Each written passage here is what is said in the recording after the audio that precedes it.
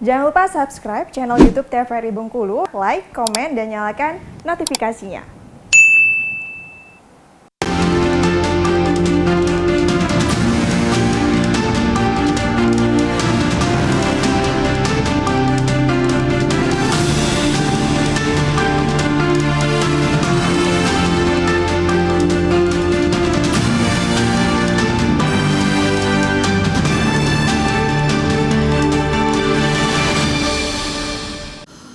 Baik pemirsa, kembali di Bendua TVRI Bengkulu untuk edisi Selasa 30 Mei 2023 dan masih membahas mengenai tema membumikan nilai-nilai Pancasila dalam rangka bulan Bung Karno, tentunya dengan narasumber ada Bapak Asep Topan selaku akademisi dan juga ada Bang Ridho Harjuni selaku mahasiswa ya. Kita kembali berbincang mengenai bersama dengan Bang Asep Topan nih tentunya. Sebelum kita kembali ke Bung Ridho selaku anak-anak milenial yang tentunya masih belum 100% paham ya mengenai Pancasila itu sendiri tentunya ya. Masih banyak belajar bersama dengan Bang Asep Topan dan saya sendiri juga masih banyak belajar mengenai nilai-nilai Pancasila itu sendiri. Nah, untuk penerapan dari poin-poin Pancasila ini tadi kan Bapak bilang harus universal ya kan, kita mau pelajarinya tentunya. Nah, mungkin yang masih belum kita pahami mengenai terapan-terapan ke dalam kehidupan sehari-hari itu seperti apa untuk secara universalnya dari nilai-nilai Pancasila itu sendiri, mulai dari ketuhanan yang Maha Esa sampai dengan keadilan sosial di seluruh rakyat Indonesia. Oke, Mas Fahmi. Tadi saya katakan, jadi kita Pancasila itu bukan dilihat hanya dari sila-sila secara parsial, tapi harus secara keseluruhan, terintegrasikan. Gitu ya. Kalau dikatakan oleh Bung Karno awal, Anda seorang Muslim melaksanakan seluruh aktivitas kemusliman Anda, ajaran-ajaran itu Anda sudah Pancasilais. Kira-kira itu. Kenapa? Karena nilai ketuhanan yang dipakai. Kan itu kan. Anda seorang Kristen jadi di situ. Kenapa? Karena ajaran-ajaran agama sebenarnya juga tidak ada yang salah. Kan itu kan.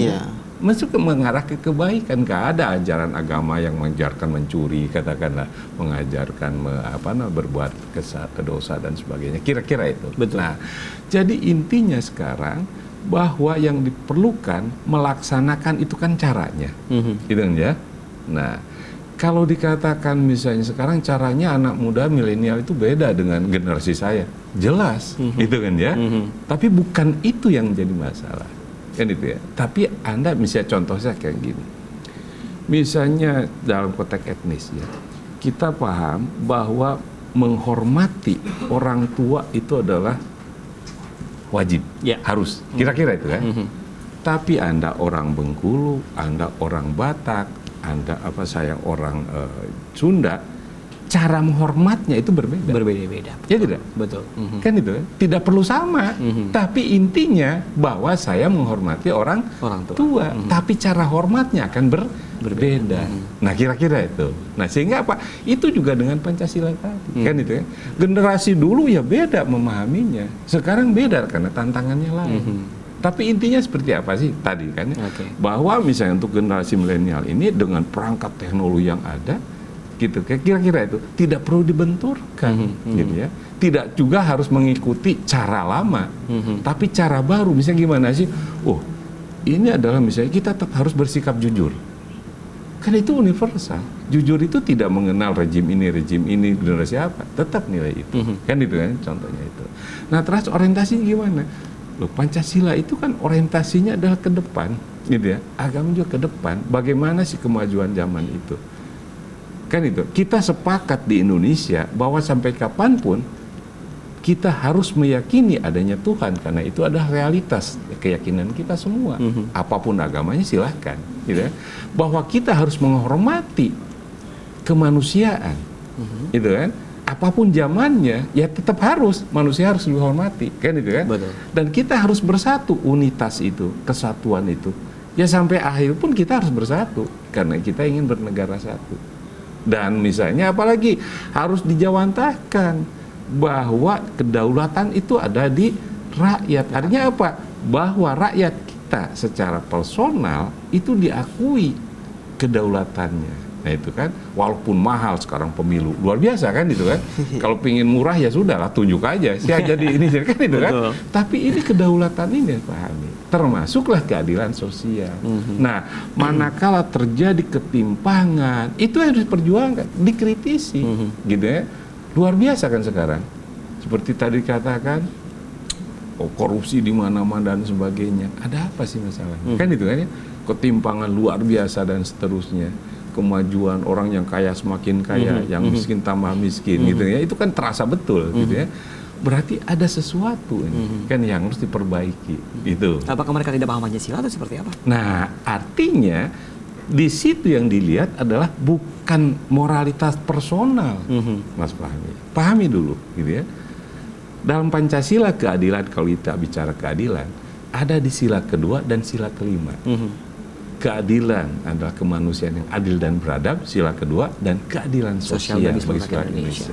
Nah, ini harus dipahami, berbeda ini. Yang satu menekankan bahwa Anda sebagai manusia Indonesia harus bersikap adil. Tapi di sila kelima, bukan Andanya, bukan personalnya yang harus adil, tapi tata aturan, undang-undang dan sebagainya harus bersifat adil. Nah, pertanyaannya, pernah nggak undang-undang itu diaudit, udah adil nggak undang-undang ini? Adil tidak undang ini? Kan itu kan? Sehingga apa? Beragam kepentingan. Siapa yang dipentingkan? Kan itu kan ya? Nah, ini yang menjadi problem. Sehingga terjadi ketimpangan, bukan karena orangnya jahat, tapi karena sistemnya memang belum adil. Nah, itu yang bilang keadilan sosial tadi. Oke, baik, kita beralih ke Bang Ridho nih. Nah, untuk pemahaman tersebut, menurut Bang Ridho sendiri, anak-anak milenial ini sendiri sudah mengerti belum mengenai nilai-nilai Pancasila itu sendiri dan juga terapannya terhadap kehidupan sehari-hari yang tadi disinggung oleh Bang Asep Topan? Iya, kita nggak bisa juga mengatakan bahwasanya kalaupun berbuat salah itu tidak Pancasilais ya, ya menyambung disampaikan dengan Bapak tadi. Karena ketika kita sudah melaksanakan salah satu saja dari nilai Pancasila, maka itu sudah memahami itu. Namun kita nggak bisa juga mengatakan ketika kita melaksanakan satu nilai maka nilai yang lain dihilangkan begitu. Nah, pantasnya atau baiknya memang dari 5 nilai yang ada dalam Pancasila, 5 nilai ini menjadi salah satu tolak ukur kita dalam bertindak sebagai norma-norma pembatas kita. Nah, hari ini yang terjadi adalah ya masih ada beberapa kegiatan-kegiatan yang dilakukan oleh para individu-individu ini masih berbeda dari pemahaman yang dilakukan, yang dimaknai oleh Pancasila. Nah, itu adalah salah satu ya perbuatan yang memang mau saya masih berbeda dari keinginan Pancasila. Namun yang kita pahami Pancasila tadi seperti yang saya sampaikan tadi sebagai cita-cita bangsa, maka dia nggak bisa dipahami pada saat kondisi yang saat ini, hanya saat ini. Maka yang diharapkan adalah ke depan. Dan terkait anak-anak muda hari ini memang ada beberapa yang menjadi permasalahan, kawan-kawan sudah mulai melupakan itu karena tadi ya maksudnya budaya-budaya luar, ideologi luar yang terjadi akibat masuknya teknologi yang berkembang ini mempengaruhi pola ideologi anak-anak muda. Namun maka ini adalah salah satu ya tugas-tugas kita ya, bagaimana kita harus mampu kembali menanamkan nilai-nilai Pancasila itu kepada anak-anak muda ya, agar mereka enggak terjadi degradasi moral gitu. Karena tantangan ke depan itu ada yang namanya degradasi moral juga kan, dengan kebangsaan. Maka anak muda sebagai tunas baru bangsa ya harus disiapkan dengan menanamkan nilai-nilai Pancasila itu. Berarti ya, baik, luar biasa. Kita bakal jeda kembali pemirsa sebelum kita ngobrol kembali bersama dengan dua orang narasumber.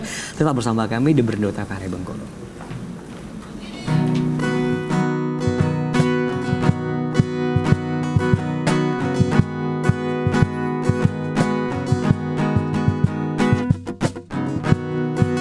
Tajamnya pisau takkan sanggup goyahkan cinta antara kita, menembus ruang dan waktu, menyatu di dalam jiwaku.